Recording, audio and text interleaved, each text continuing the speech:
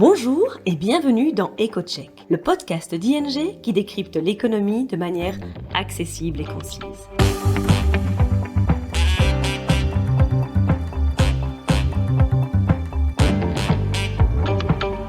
Nos experts économistes se penchent toutes les 2 semaines sur le sujet brûlant de l'actualité et on explique les conséquences économiques et financières pour vous ou votre entreprise. Aujourd'hui, votre hôte sera Philippe Ledan, expert économiste chez ING.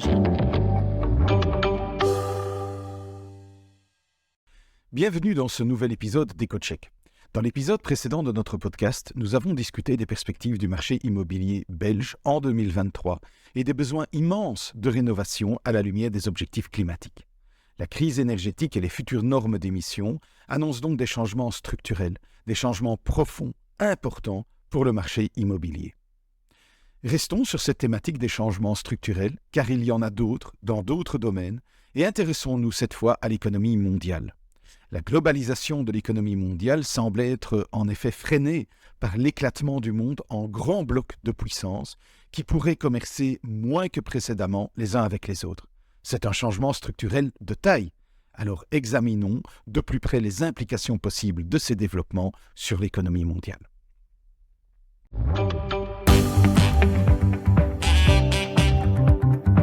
Écoutons maintenant Philippe et son analyse détaillée. En 2005, le journaliste américain Thomas Friedman a publié le best-seller The World is Flat, ou La Terre est plate en français, dans lequel il décrit l'intégration croissante de l'économie mondiale. L'intégration de la Chine et de l'Inde dans les chaînes de production mondiale a permis aux entreprises d'opérer justement à l'échelle mondiale.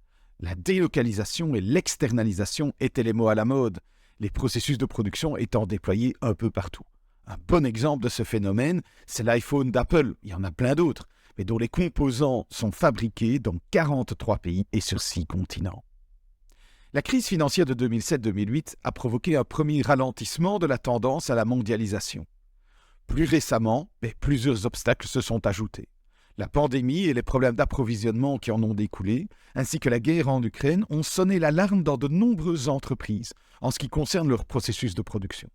Elles se sont soudain retrouvées confrontées à une pénurie de composants et ont découvert que certains fournisseurs produisaient dans des pays qui ne pouvaient plus être considérés comme des alliés ou des partenaires commerciaux amicaux.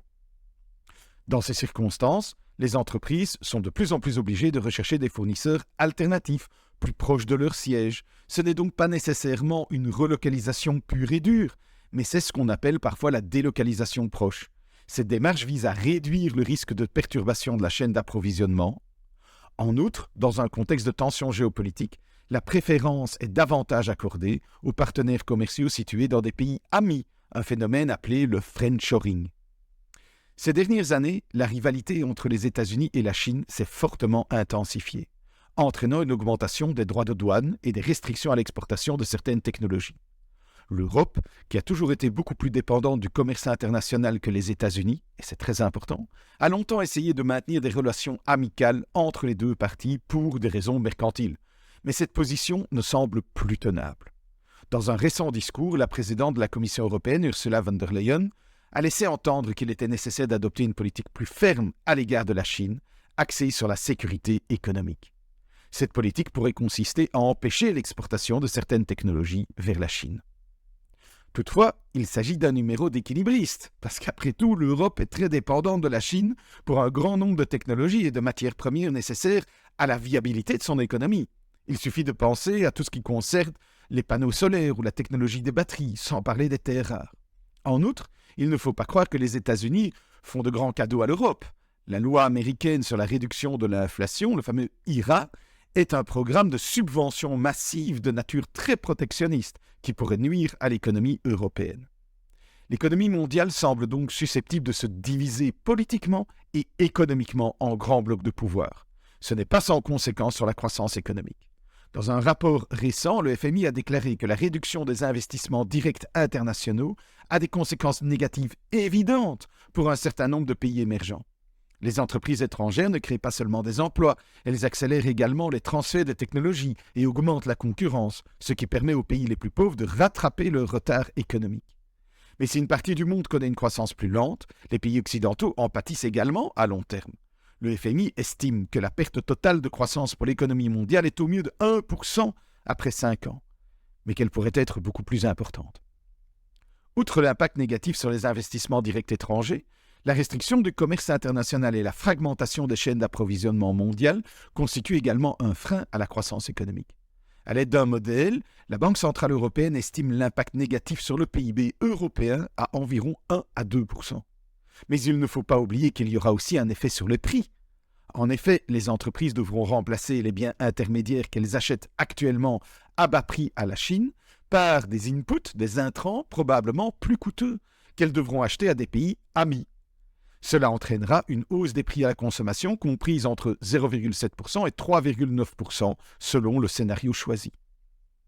La fragmentation de l'économie mondiale est donc aussi l'un des nouveaux défis de l'économie mondiale, qui vient s'ajouter au vieillissement, aux questions climatiques et aux préoccupations énergétiques. Et malheureusement, la plupart de ces défis ont un impact négatif sur la croissance et un impact à la hausse sur l'inflation. Mais ça, nous y reviendrons à l'avenir. Voilà, ce sera tout pour cette fois. Merci de m'avoir écouté et je vous dis à bientôt, je l'espère. C'est tout pour aujourd'hui. Merci pour votre écoute. N'hésitez pas à suivre notre podcast EcoCheck pour ne manquer aucun épisode.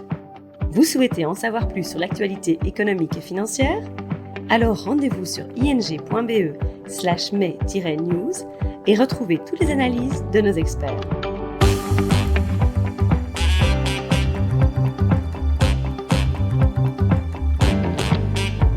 À bientôt dans EcoCheck.